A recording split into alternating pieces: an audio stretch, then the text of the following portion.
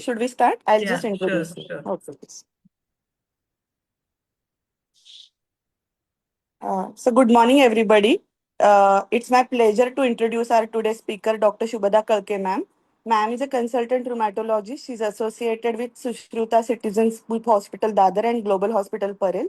Everybody knows ma'am. She's got very impressive academic profile with multiple national and international publications and presentations. Ma'am has also contributed to many chapters to many reputed rheumatology textbooks. Also, ma'am is the past president of Maharashtra Rheumatology Association, and her areas of special interest include spondyloarthropathy, myositis, and mechanical back pain. So today is a special day because ma'am will be talking about an extremely important and practical topic, pregnancy and rheumatic diseases. I'm sure we all are going to benefit greatly from her insights and experience. Welcome, ma'am, and thank you for joining us today. Over to you, Thank ma'am. thank you so much for kind introduction, Gayatri. Uh, Thank you, everybody. I'll start sharing what has happened now.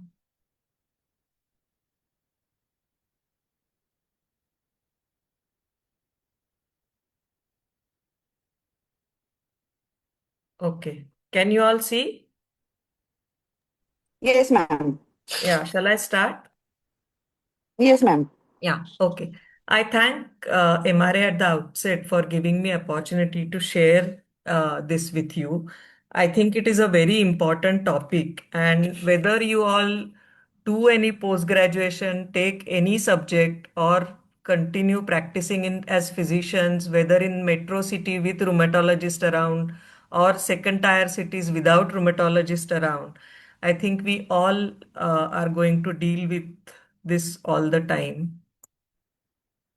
Uh, huh. This is outline of my talk. Pregnancy does not mean only pregnancy. So it will start right from menstrual cycles to fertility to getting pregnant, the risks, the pregnancy, breastfeeding, and then medication throughout. I'm going to spend little time on counseling because most of the times when we teach you, we start with disease, the symptoms, the treatment, the diagnosis, differential diagnosis. We give lot of importance to all that, but it is equally important to spend time with the patient to explain to the patient. And I honestly believe that, of course, brutal attack on doctors, it is no, we all have to stop it. But I think a lot of importance goes in counseling the patient and communication. We cannot say that we don't have time because we have too many patients and not explain because they don't understand, then there is half-hearted information and the problems complicate. So right from the first consultation, we have to inform, and it is even more important with the Google that advice that they get. So the first of all, any rheumatic disease, you have to give information about the disease, the medication they are taking, the prognosis, the job they can do, not do, what happens, which type of job will suit them, home help. And related to pregnancy, there are some do's and don'ts. So usually when the patient comes first, if she is in the childbearing age, the first thing we have to insist is we will not allow pregnancy till the disease is controlled, and we have to explain to them the complications and the reasons why we are saying this. And we also have to inform the patient the medications we are giving and for example, most commonly we start methotrexate, and they have to stop methotrexate 3 months prior to conception, or leflunomide much longer. So if they are planning for pregnancy, then certain medicines we cannot give. And we also have to tell them that if they change their mind and decide to get pregnant, before getting pregnant, they have to inform us so that we can give them safe medication. And also diseases like lupus, we have to do some special tests like antiphospholipid and antila status. We'll come to that in a bit. So let's start with the basics, starting of the menstrual cycles. And the first important things is many women experience flare up of disease during the before or during the their menstrual periods. In young patients with juvenile SLE and juvenile arthritis, they do have problems like delayed puberty, amenorrhea, irregularities, retarded sex maturation. And basically, this is because of the disease itself or the medication that we are giving. And all this depends on the severity of disease, disease duration, steroid dose, and damage index. Mind you, the hormonal profile in these young girls is normal. Also, if we have to give cyclophosphamide to these young girls, then we have to treat them with gonadotropin releasing hormone and agonist. And a lot of counseling goes in this process. There are some other treatments which I'll not go into detail. Let us also understand the difference between fertility and fecundity. We all have heard fertility, but fecundity we rarely hear. Fertility means ability to have clinical pregnancy.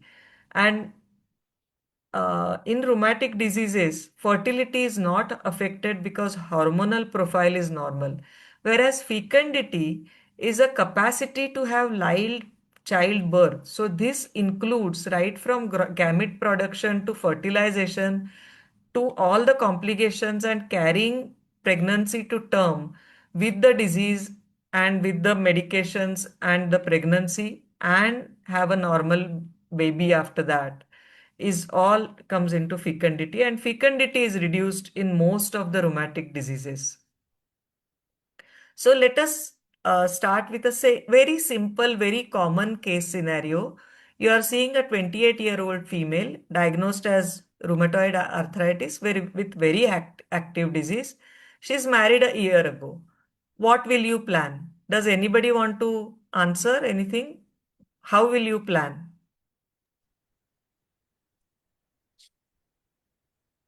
So I just want you to think. I know it is suddenly, if a question comes, it is difficult to answer. So we'll have to explain the patient about her diagnosis, discuss the medicine options with her, convince the patient because she has had year into marriage, she's 28. So the pressure from the family to have child already starts. So convince her that it will be important for her to treat the disease and avoid pregnancy at that stage. The most common, if she insists on having pregnancy, then of course you will have to start with simple disease, but it's your ability to convince that she should control the disease. So most common economical is a methotrexate with hydroxychloroquine. You have to inform her that she'll have to stop methotrexate 3 months prior to conception. So even when she starts planning, before that she has to inform you. When she thinks of having a pregnancy, you will stop her methotrexate, and after 3 months you will allow her for the conception. So you will switch her to appropriate medication before conception, ensure the disease control after that, and then you manage whatever happens to the disease during pregnancy and breastfeeding. So that leads us to the next question. How does she avoid pregnancy? So that brings you to contraception. These are ACR, whatever I am telling you in the first part, these are ACR 20 guidelines given to us rheumatologists to practice. Now, if you look at contraception, and on the right side column, there are failure rates. So if you see highly effective first column, you will see the 1 year failure rate is about 1%. So most common is IUD, which is safe in whether it is copper or IUD, progestin IUD or implant, doesn't matter. All these are safe, and you can advise them to anyone without, differentiating between the disease. The next is the pill. Many people don't want to fit in something, so they prefer a pill. Low progesterone only pill is safe in most of the diseases. All the other options are not so safe in except for low progesterone pill, the combination pills and transdermal patch and vaginal ring. All these are not safe in lupus and antiphospholipid syndrome, so they are usually avoided. And the common methods which are less effective, natural methods, all these you will see have very high failure rate. So again, when you are going to advise them to avoid pregnancy on medication, it is difficult to advise, and especially in lupus-like illnesses. So this is again the chart representing the same thing. But again, if you look at for non-SLE diseases, you can use other options. But with SLE and antiphospholipid, IUD is the most safe option. Though you can say, okay, this little bit conditionally you can give and that little bit. I think overall it is safe to say ki use IUD and maximum progesterone pill if the patient insists. So what do you do if they conceive on that? And when do you advise the medical termination of pregnancy? So if the patient has conception on medicines like methotrexate, leflunomide, cyclophosphamide, and so on, you will advise medical termination of pregnancy. If there is a pregnancy endangering maternal life, like there are severe maternal complication, and if there are any severe fetal complications. So for mother, absolute contraindications to pregnancy are very few. Most of the times, doctor will advise, we all will advise if they have any major organ involvement, will advise against the pregnancy. But absolute contraindications is suprasystemic pulmonary hypertension, end-stage renal disease, and severe cardiac failure. These are absolute contraindications for pregnancy. So let us now progress and look at another case scenario. Again, a very common case scenario in our rheumatology practice. And mind you, whatever we, wherever you practice, as physicians, you will see all these patients commonly in your practice. So you will have to deal with it. It is not only we rheumatologists who have to deal with these problems. So 25-year-old female, known case of lupus. Manifestations are arthritis. She has had rash and she has had renal involvement.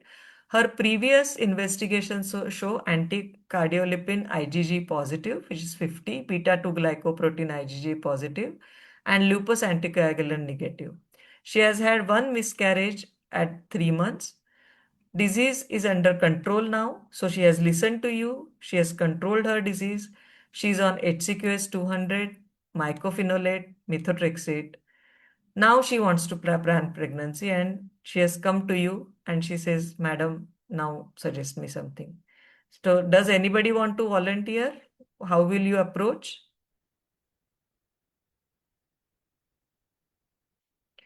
So this is a very nice diagram which gives you a detail. In fact, you can have a tick box considering all this. So first, disease activity. So when she is in remission or stable disease, it should be for 6 to 12 months at least. It is not like since last 1 month I am all right. 6 to 12 months of stable disease.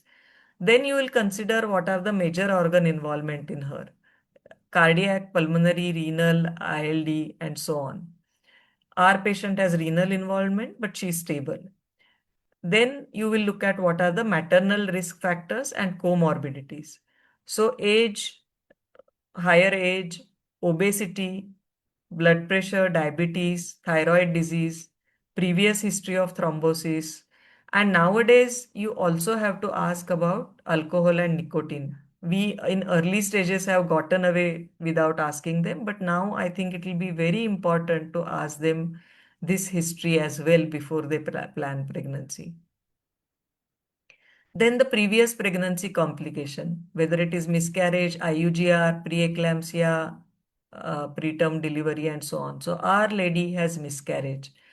Now the teratogenic drugs. So whether she is on any methotrexate, mycophenolate, cyclophosphamide, thalidomide, warfarin. So our lady is on methotrexate and mycophenolate. She is uh,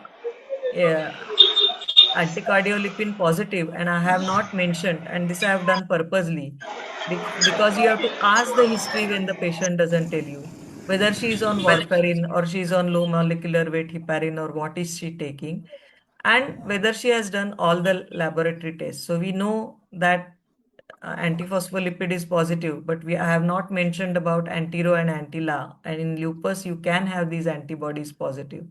And though I have said she's stable, I have not mentioned her C3, C4 levels and anti-dsDNA. So we'll have to look at all these. I will have to change her to a safer medication and make sure that she's controlled on the medications. Those are safe with pregnancy, and at least allow this for 6 months before I allow her to get pregnant. So this is again mentioned in a uh, diagrammatic representation. So high disease activity, out of question. Low disease activity, then the three, if it is in a lupus, you have to, wherever possible in lupus, you have to, and Sjogren's, of course, and antiphospholipid, you have to continue hydroxychloroquine unless there is a contraindication. You will continue low dose aspirin for pregnancy.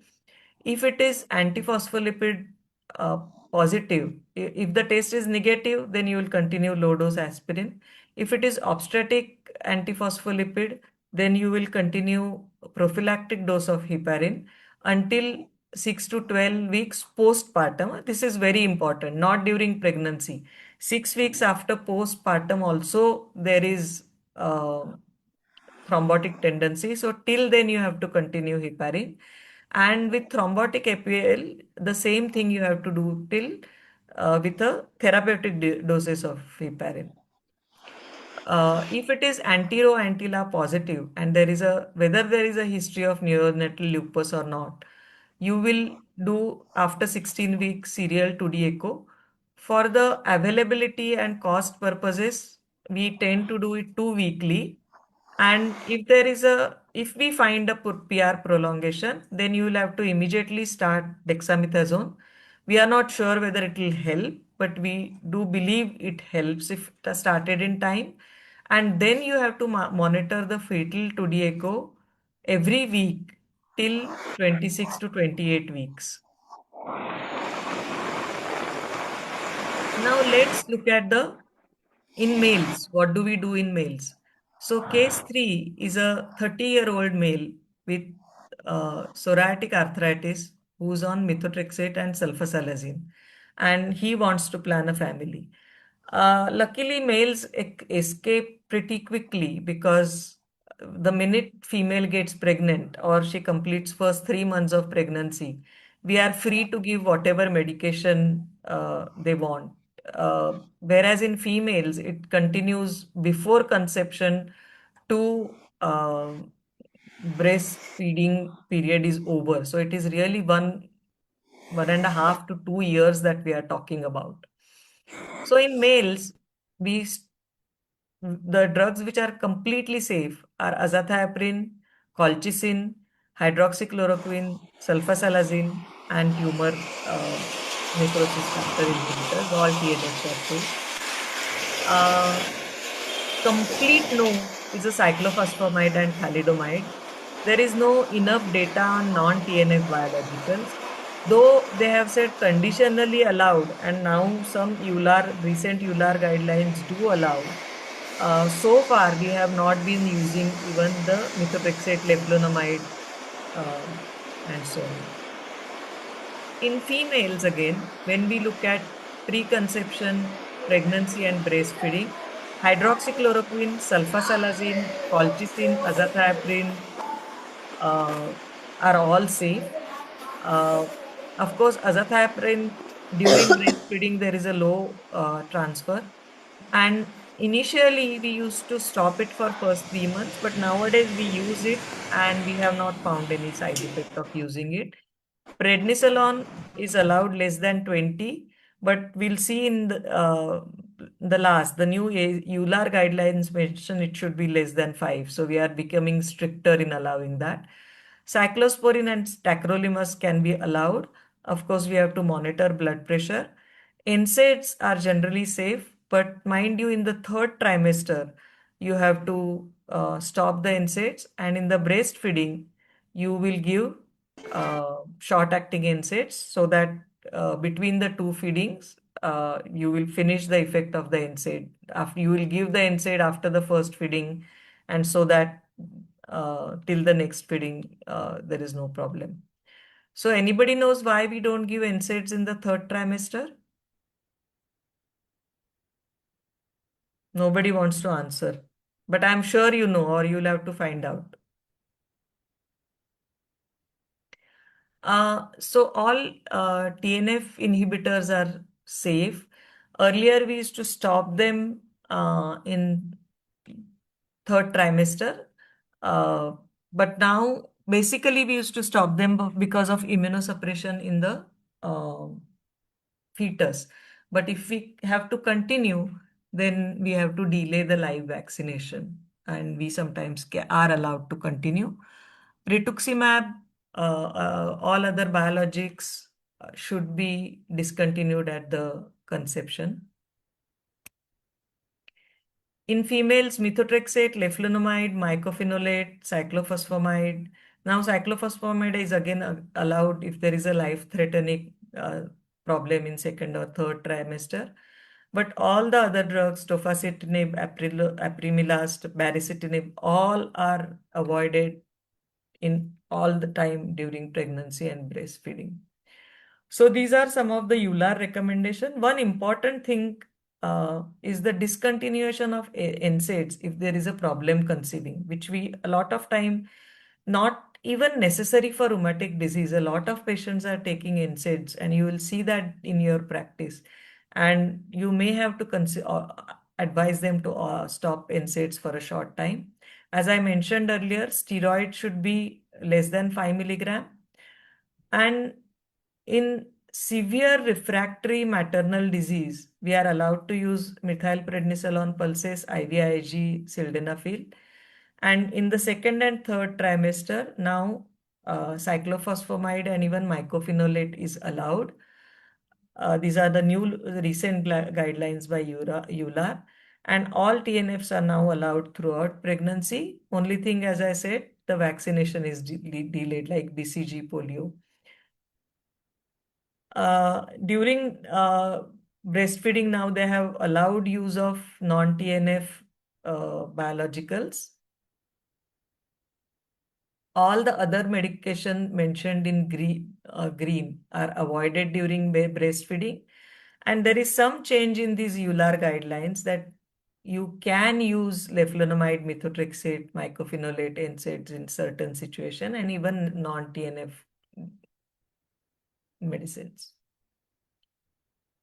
Vaccination, as I mentioned, BCG should be delayed for 6 months if we have continued TNF inhibitors except cetrulizumab.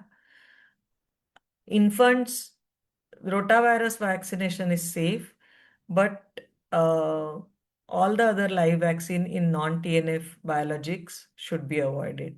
This is little high for you, but just keep it in mind. So during pregnancy, we have to monitor for the disease activity. We have to monitor for the remission, flare up of the disease. We have to make sure that they are doing regular obstetric checkups and everything is okay. Watch for the complications, monitor their blood pressure. Mind you, there are a lot of physiological changes that are happening during the with the pregnancy itself, and which can affect the rheumatic disease. For example, you all know that pregnancy has increased in intravascular volume. So when the cardiac and renal function is already abnormal, it can worsen that. There may be 50% increase in the GFR, and that worsens the pre-existing stable proteinuria. And believe me, in a even if the disease is pregnant and then we decide to take the risk for the pregnancy because everybody wants to have their own child, all of us are on tip of our toes till the delivery, because every time you have to ask yourself, is it disease, is it pregnancy, is it medication, what is happening? Pregnancy also has increased hypercoagulability state, so increased risk of thrombosis. There is increased calcium demand due of fetal bone development and breastfeeding, which can worsen already existing maternal osteoporosis. The normal pregnancy symptoms like Miller erythema, chloasma, anemia of disease, increased ESR, diffuse arthralgias can mimic symptoms of active disease. So again, you have to ask, is it lupus? Is it the activity? Is it pregnancy? And pregnancy-induced hypertension can mimic leukonephritis, scleroderma, renal crisis, or even a vasculitic flare. So, with all this monitoring, when you reach labor, most of our patients have taken steroids in the past. And even if they are not presently on steroids, and especially if they are currently on steroids and they cannot take their oral medication during labor, we have to give IV hydrocort for the stress induced chronic adrenal insufficiency. So IV hydrocort before and 6 hours later. We have to make sure that if the patient has been on heparin, we have to hold that for 24 hours. Hold aspirin preferably for 5 days. And that is why it is important to decide whether you will allow the patient normal delivery, when will you stop her aspirin, and a lot of time, especially in lupus and high risk pregnancies, we decide for a planned cesarean section. So we know when to stop her uh, aspirin, heparin, and we usually don't allow them to go into full term labor for cesarean sections. We do just before that so that we can avoid a lot of last minute complications. And in postpartum, you will continue low molecular weight heparin at least for 6 weeks time, and review the patient in 4 to 6 weeks and then decide about further. Breastfeeding, you will again have to look at what are the medication, and most of the times 3 months after the delivery or 6 to 3 months after the delivery, as the level of progesterone drops, the disease flare-ups are, especially in rheumatoid, are very common. So you have to monitor, and it is very, as far as possible, we do allow breastfeeding till 6 months. But if the disease becomes very active, then it is very difficult for any mother to ask her to stop breastfeeding, and you have to allow certain time for that. So even breastfeeding can be tricky sometimes. Now, if you have to use cyclophosphamide in young males and females, then nowadays sperm cryopreservation is available, and you should ideally do it before the treatment starts or 3 months after completing the treatment, depending on the severity of disease. That you will know, that will decide whether you have time before allowing cryopreservation before. And especially in certain diseases, with the disease activity, sometimes the sperm count can be low. So again, it can be a tricky situation. Male cryopreservation is, as all things, is cheaper than the females. For fertility in female, we can have embryo or oocyte cryopreservation. Um, Regarding recommendations for assisted reproductive techniques, again, the disease has to be under control. If it is negative APL test, then there is no problem. But if it is uh, positive test without symptoms, then you will give prophylactic heparin and low dose aspirin. If it is obstetric APS, then you will give prophylactic heparin, and if it is thrombotic APS, then you will give uh, therapeutic dose of heparin. However, I'm still concerned, especially in lupus, about because you have to do ovarian stimulation, and I'm always worried at the back of my mind about flaring of the disease when you do that. And you will have to discuss with the patient and tell her that, and take the due precaution and risk at that. With that, we come to end, and thank you very much for a patient listening. It was a bit too patient, but you can ask questions now if you want. Thank you. Thank you so much, ma'am. That was quite crystal clear and lucid talk. Thank you. I'll Even stop like sharing. for me, I'm a practicing rheumatologist. Since so many years, still it was quite refreshing for me as well. And I'm sure our PGs and faculties alike must have learned a lot from you. Uh, Ma'am, our PGs, I think, have answered your question there in chat box. So it asked about NSAIDs in pregnancy. So Huh, somebody has said because of PDA closure, prostaglandin synthesis will drop. correct. Yeah. So, ma'am, could you just please explain us a bit, because that's an important query. So basically, when you continue NSAIDs, the PDA closure is early, and the fetal complications can be there. Um, Patent over foramen ovale. So that is why you have to avoid during the last trimester of pregnancy. Okay. And if, ma'am, at all, if we have to use NSAIDs, which NSAID do you use? Do you prefer in pregnancy? I Last use trimester. I usually use short acting like ibuprofen. Okay. Um, Honestly, I think you can do without using NSAIDs. I don't think you have to use Yeah. NSAIDs because you are allowed to use steroids, no? Small dose of steroids for Yes, rheumatic ma'am. disease do wonders. So I strictly follow not advising NSAIDs during Hmm. last trimester of Okay, yes. pregnancy. And in breastfeeding, I don't give long acting. I usually prefer simple combiflam, which works wonders for most of the patients, and they Yeah. can manage the first 3 months of pregnancy. If they have acidity issues, then obviously you will use something else. Yes, ma'am. Ma'am, I only want to ask this question. Which steroid do you prefer during pregnancy or in the peri-labor period? Hydrocortisone or IV dexamethasone or oral dexamethasone? Uh, it depends. For any rheumatic disease, during pregnancy, simple prednisolone is good enough. Whether you are using prednisolone, hydrocort, Hmm. dexamethasone, there is a conversion available. So, Yes, ma'am. whatever the appropriate dose you can use, there is no problem. Uh, I personally, in one more thing which I prefer is a depot preparation. So if Yes. you give depot methyl intramuscular methyl prednisolone depot preparation, of course the patient should not be on heparin or warfarin for using IM injection. Then it gives a reasonable relief for 6 weeks. So it is not, up and down. If you give any other dose of prednisolone, there is a waxing and waning. So this usually controls better.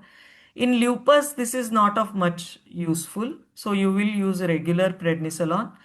In antero-antila, when PR prolongation, specifically because of intrauterine transfer, specifically dexamethasone is preferred. And during labor, you want a short acting preparation. So you will use the equivalent and little higher doses of IV hydrocot. And most of the times patients are kept NBM either for cesarean section or for labor. So then you will prefer IV hydrocot till she's out of labor, and then you can continue your doses of prednisolone.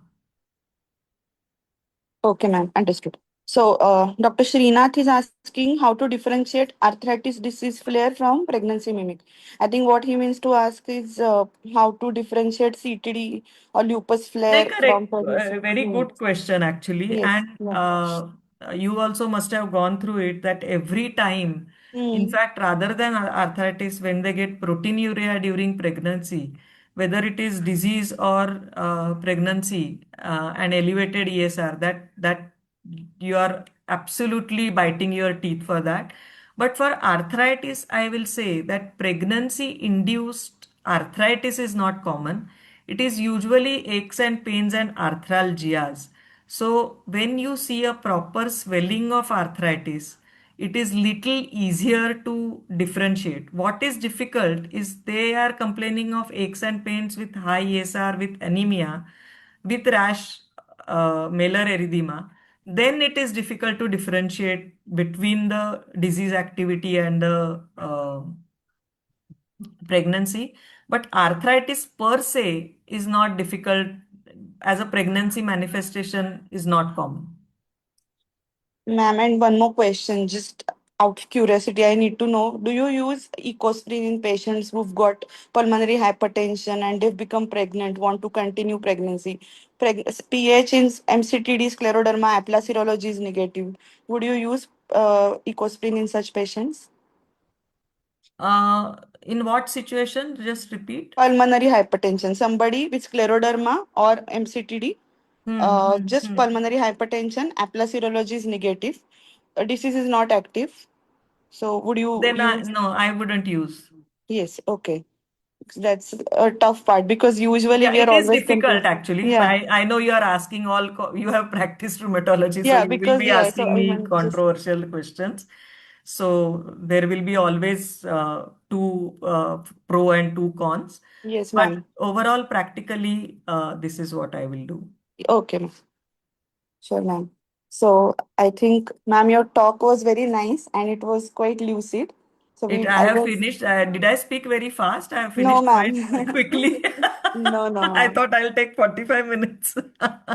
No, ma'am, it was quite useful. And especially, you touched upon many small but important topics like not giving too many IM injections, especially for somebody who is on heparin, etc. So, such things are not given in textbooks. So, a teacher like you only can tell. So, I guess it was pleasure having you, ma'am. Thank you. Um, so, thank you so much, ma'am, for joining us today on this Sunday morning. Looking forward to have many more lectures with you. Thank you so Thank you much. so much. Thanks a lot. Yes, ma'am. Thank you. Bye. Yes, ma'am.